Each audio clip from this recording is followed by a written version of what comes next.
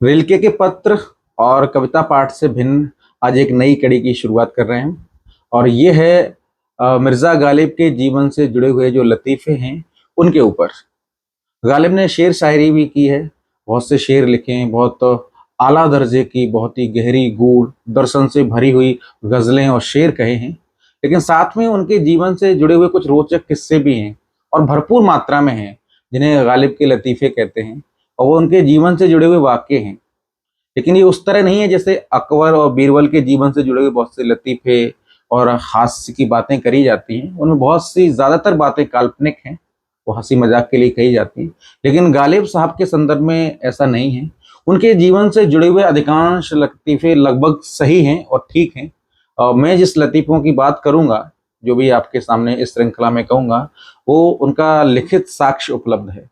तो इसी कड़ी में पहला लतीफ़ा है। कहीं महफ़िल जमी हुई थी जहाँ पर मिर्ज़ा गालिब साहब, ज़ौक़ साहब और बहुत से नामतरीन शायर बैठे हुए थे। कुछ बात चल रही थी, शेर शायरी की बात हो रही थी। तो इसमें क्या होता है ना कि कोई शायर है, किसी दूसरे शायर की तारीफ़ करता है, उसका शेर सुनाने की या सुनने की फ़रमाइश करता है, उसके तारीफ़ में कसीदे पढ़ता है। तो ये सब चलता रहता है, सामान्य-सी बात है, हम लोगों की अपनी ज़िंदगी में भी होता है। तो बहरहाल उस महफ़िल में शेख इब्राहिम ज़ौक़ साहब भी बैठे थे। शेख इब्राहिम ज़ौक़ साहब वो बहादुर शाह ज़फ़र के दरबार के सबसे प्रमुख शायर थे। गालिब का वो मुकाम नहीं था बहादुर शाह ज़फ़र के दरबार में जो ज़ौक़ साहब का था। तो बात हो रही थी, तो बात होते-होते बात मीर साहब की आ गई। मीर तकी मीर जो कि गालिब से पहले के शायर थे और गालिब उनकी बहुत इज़्ज़त करते थे। आज भी बहुत से शायर हैं और उर्दू गज़ल को पसंद करने वाले लोग हैं। उनमें से एक बड़ी संख्या ऐसे लोगों की है जो मीर को गालिब से ऊपर मानते हैं।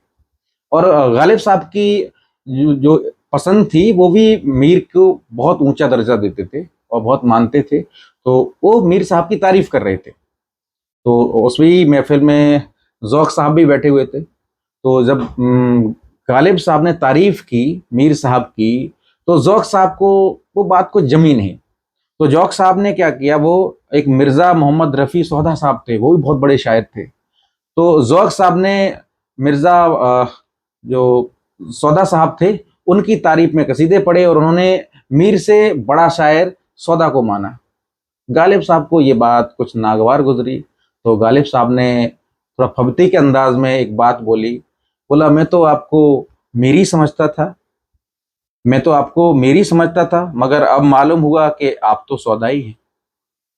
अब इस बात के 2 अर्थ निकलते हैं।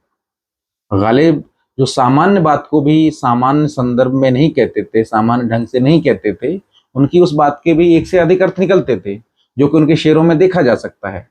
तो इसके भी 2 अर्थ निकलते हैं। तो पहला अर्थ तो यही होता कि मैं तो आपको मीर ही समझता था, यानी मैं समझता था कि आप तो मीर के मुरीद हैं, मीर के प्रशंसक हैं, लेकिन आप तो सौदा के प्रशंसक निकले। लेकिन दूसरी बात जिसकी ज़्यादा संभावना है कि गालिब ने वही बात बोली होगी। एक तो मीरी का अर्थ होता है विद्वान, समझदार, और सौदाई का अर्थ होता है मूर्ख, बुद्धिहीन। तो गालिब साहब ज़ौक़ साहब को कह रहे थे कि मैं तो आपको बड़ा अक्लमंद समझता था, आप तो बड़े बेवकूफ़ निकले।